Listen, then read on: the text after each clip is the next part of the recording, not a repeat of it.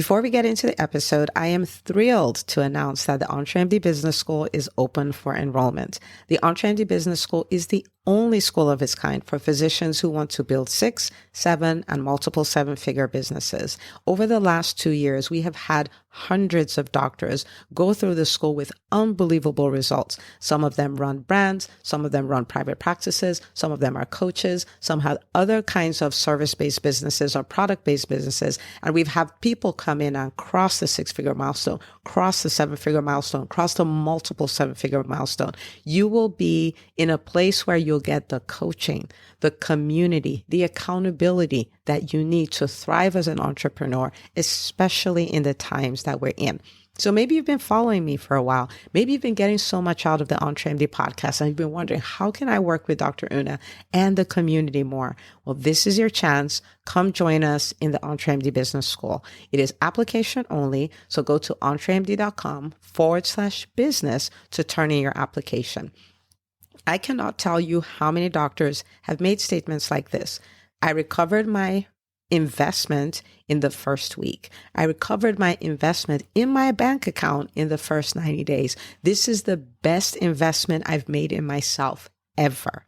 I want you to have that kind of story, not just a story of building a great business that serves a lot and earns a lot, but having a business that gives you the freedom to live life on your terms. So don't wait any longer. entremd.com/business. And now for the episode. Hi, docs. Welcome to the EntreMD podcast, where it's all about helping amazing physicians just like you embrace entrepreneurship so you can have the freedom to live life and practice medicine on your terms. I'm your host, Dr. Una. Well, hello, everybody. Welcome back to another episode of the EntreMD podcast. Super pumped that you're here. I am excited because, one, I get to serve you, but secondly, I have the amazing Dr. Rebecca Berens here, and we're going to be talking about all things entrepreneurship. You know that I love autobiographies and I love sharing stories like behind the scenes, what's going on with entrepreneurs, because, we can learn some lessons from the highly polished Instagram post that says, I built my business yesterday and now I work from the beach sipping margaritas half the day. But it's something else to hear the stories of an entrepreneur who's in the trenches, doing the work, building it. They're just so many lessons there. So Dr. Berens, welcome to the show. I'm so happy you're here. Thank you. Thanks for having me. Absolutely. All right. So I'm going to give you a moment to introduce yourself to the listeners, tell them about who you are, kind of practice you run and all of that. Yeah, so my name is Rebecca Berens. I'm a family physician and an IBCLC, which is International Board Certified Lactation Consultant in Houston, Texas. And I have a direct primary care practice in the Heights area of Houston. And I also do lactation consults for new parents. Yeah, and I would have needed you when I was a new parent, Dr. Berens. You should have been there for me. Well, okay. I needed me too. That's why I'm a lactation consultant now. There you go. I'm grateful you do what you do. Because even as a pediatrician, I was throwing okay. So let's not talk about that. But so I want to go back to the beginning because you are what we call an EBS master. So you've been in the EntreMD Business School for longer than a year. And I want you to take us back all the way to before you joined. What was your business like? What was life like before you started on this journey? Yeah. So I opened my practice in January of 2020, which was, fabulous timing on my part. And so when I joined EBS was June of 2021. And my first year was obviously very rocky because of the pandemics. Right after I opened, I ended up with about 3 months working from home during my son's naps for like 2 hours a day because I had no childcare. I also found out I was pregnant the same week that the pandemic shut everything down. So I just had a rough first year. And so when I came back in 2021, I was ready to hit the ground running and really make the progress I needed to on my practice. But I could tell that I was going to need some help. I had about 55 patients, I think, when I went out on maternity leave with my daughter. And so I just was struggling to figure out how to grow and how to become more profitable. And that was June. So that's a little over a year at this point. Yeah, a little over a year, but really just about a year because of the time I lost between the pandemic and maternity leave and all that. Yeah. Yeah. Okay. So now you've embraced this other journey. You got strategy, mindset shifts, community, coaching, all of that stuff.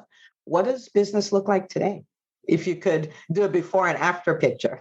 Yeah. So I think when I joined EBS, I think I maybe had about 80 to 100 patients somewhere in there. And I'm at about 185 now. And in that time, I've also hired an in-person assistant. I moved into a larger office that I was previously just subleasing from someone. Now I have my own office that's just mine.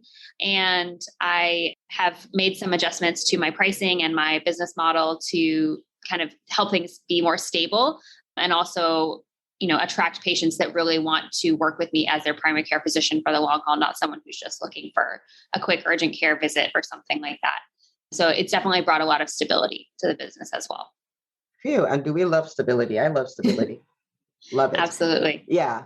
And for me, I've noticed that, business is amazing, but a lot of times it's a means to an end, right? It's not an end in itself.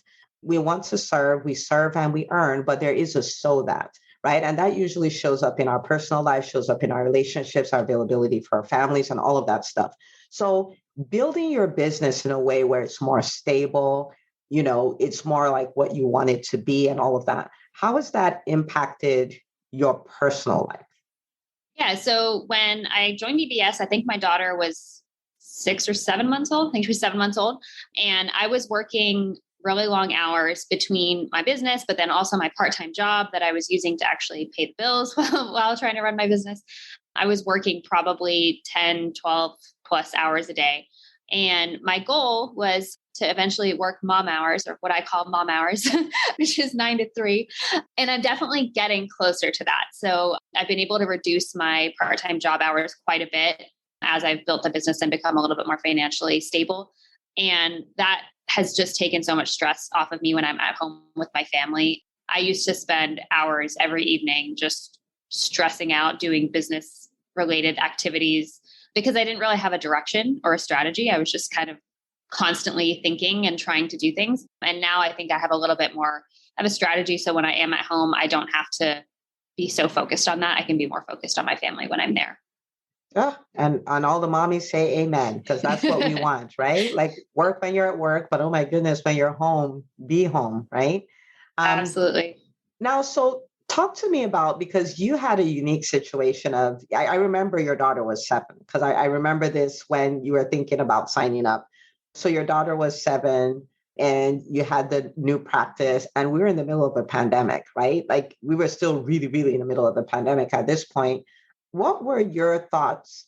Well, more like concerns about joining the business school, right? Because there's a time issue, there's a family issue and all of that. And then how did you navigate that? How did you make the decision in spite of those things?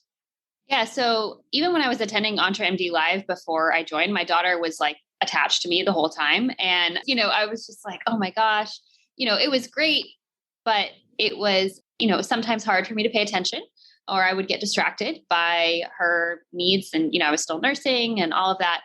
And so I knew that EntreMD Business School had the live calls every week, but they're right kind of during dinner and bedtime.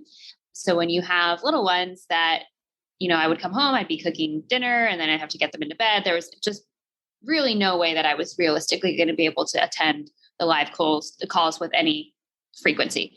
So I was a little bit concerned about that because I didn't know if that was really still going to allow me to participate. And then I didn't want to kind of like half do it. If I was going to be in the school, I wanted to be in the school. And so I kind of was worried that between my schedule restrictions and then just like overall time restrictions that I wouldn't be able to really participate in the way that I needed to. And I can't remember if it was you or Makita that I talked to, but, there is a replay of the live call every week. And so, obviously I could still participate in the Facebook group on my own time. And so I kind of just decided, well, I will commit to doing the things that I need to do just on a different schedule. And so, I listen now to the live calls usually on my way to work on Thursday or in the evening on Wednesday, depending on if they're uploaded yet and if I have time that evening. And so I've been able to stay on schedule with doing the live calls and everything that way. Now, your story is really fascinating because that is the reality for a lot of entrepreneurs, or it could be their reality, right?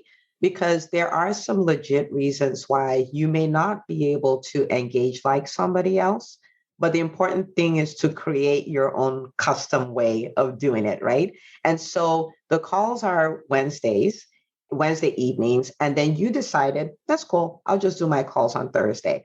And it's amazing because you've done this for over a year. It's not like you made this decision yesterday and you're telling us about it. Like you did it. And I knew, you would post any questions you had in the group and stuff. I'm like, she's still doing this. I was really amazed by this.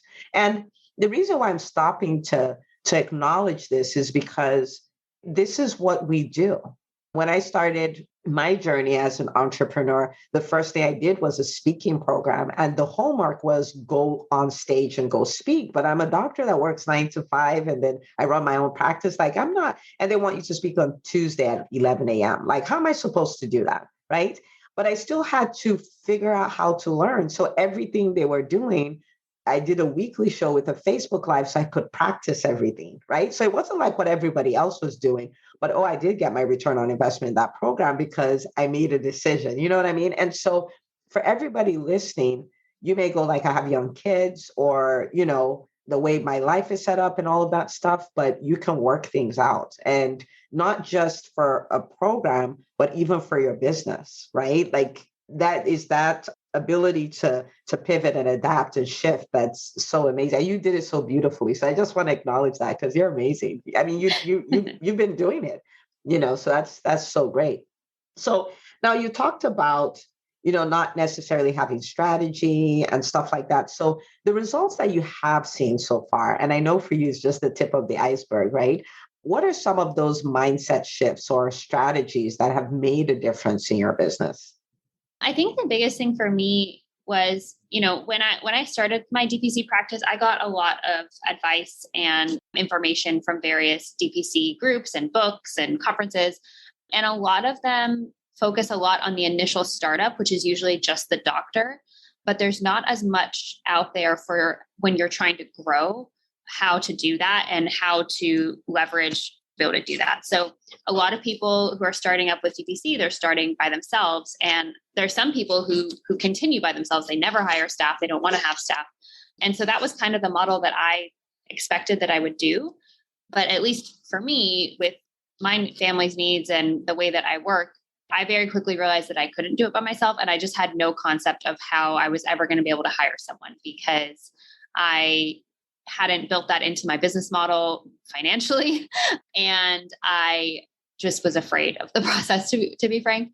And so it's really just the mindset of like using a team to focus your time where it needs to be focused, which for me is, seeing my patients and being with my family and not focusing on the minutia. That's been really, really helpful. And just the idea that I can do that, because I never thought that I would be someone who would hire another person for a job. And so that was a huge shift for me. And then I think the other thing too was figuring out the value that you're providing to people.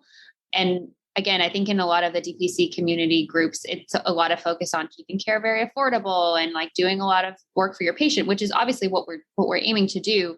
But the lowest price possible is not going to be stable for your business and you're not going to be able to stay open. So you have to make adjustments to the model to be able to serve the patients well and take good care of them and not just, kind of go to the lowest bidder, which I think is often how a lot of it is portrayed. So that's a lot of money mindset shifts, yes. Right? Whether it's money mindset in the sense of being able to hire people or money mindset in the sense of, your value and, going after the people who are best suited for you and stuff like that. And that's amazing. That really is amazing. So when you think about your business now, because now, I'm just curious, like over the next 12 months, what is your dream? What are you working towards? What do you want it to look like? Because we're going to do another podcast interview 12 months from now. You'd be saying, Dr. Luna, we did it. Let me tell you. I'm not really sure, to be honest. That's kind of been part of my struggle the whole time. And I've definitely gotten better with envisioning the future being in EBS, but I still haven't quite figured out yet what I want to do, but trying to focus on building the practice to fit around my life rather than the other way around. And, always the most important thing to me is making sure that I'm serving my patients well and taking good care of them. But I think I've kind of let things get, I fell into the same habits I did when I was employed of just doing everything for everyone else and kind of fitting myself in around it. And I think I'm trying to build it so that it works for me and my family and it works for the patient. And I think part of the way I'm going to do that is by focusing a little bit on a specific population in my practice and trying to optimize everything to best serve them. And that'll help a lot with efficiency and it'll help a lot with my staff, understanding how to, get people onboarded and hopefully make things a little bit simpler for my staff and then simpler for me as well. Love it. So you're trying to create a win-win situation, a practice that's a win for your patients, but also a practice that's a win for your family. Yeah, and I love that. And I think in, the EntreMD world, we talk about this a lot, like business is very important, but it's always family first, right? So wanting to build it that way is wonderful. I love it. For somebody who's an entrepreneur, right? You've been an entrepreneur for a while now, right? So someone who's an entrepreneur, a physician entrepreneur, if you could only give them one piece of advice, and of course there's more, but you can only give them one. They were standing by the elevator. It was almost time for the elevator to open and they would go in and then you go your way. What would you tell them? Oh, man, that's hard. I think, you can figure it out. Like you're smart enough to figure this out. It's a learning curve in terms of a lot of us don't have much business education. The sales piece is usually horrible for most of us. We hate the word sales. We hate the word marketing, but you've learned harder things than this before. So you can figure it out. You just have to jump in and do it. And as you do it, you will figure it out on the way down. There you go. You can figure it out. And anything you need to do for your business or learn for your business is easier than whatever you had to learn for med school. So we can do this. I love it. All right. And then second question, what would you say to the doctor who's, been listening to the podcast, has come for some of our live things, has really thought about the EntreMD Business School, but not sure it's for them or that they can do it or they can keep up with it and stuff like that? What would you tell them? I mean, I think at least how it was for me, the way I looked at it was, I'm going to keep going in the business anyway. I might as well do it with some support because otherwise my efforts are probably going to be wasted. So, a lot of people have concerns about the time commitment or the financial commitment, but you're going to be doing these things anyway. So why not do them better? Because that's going to save you time and money later. So I think that's the biggest thing for me is like, you can try to fumble through and figure it out yourself, but it's going to take you longer and you're probably going to make some costly mistakes. So you might as well do it with the right support. Yeah, costly mistakes. So I used to think mistakes were not expensive till I started a business. I was like, these life lessons are pretty expensive.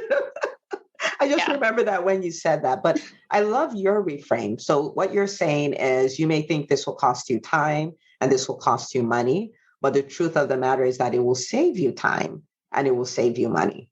That's so beautiful. I'm taking that with me to the bank. Okay. Tell people where to find you. Okay, because you're amazing.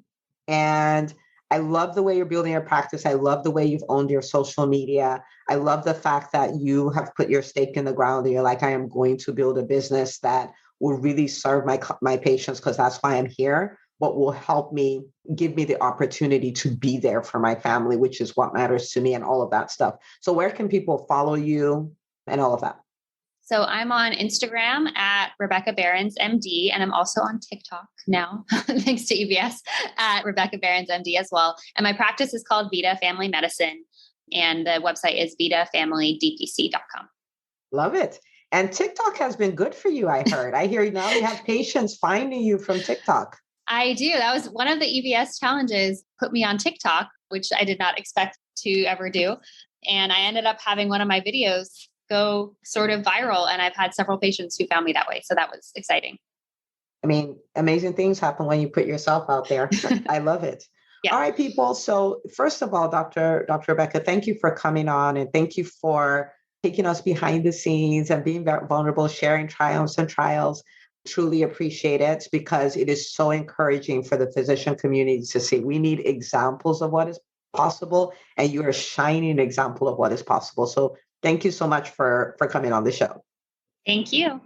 And for everyone listening, if you have, again, this is not for everybody, you know yourself. You've been thinking about coming to the business school. You've wished that you could be classmates with the doctors that you've heard on here, longed for the coaching accountability community.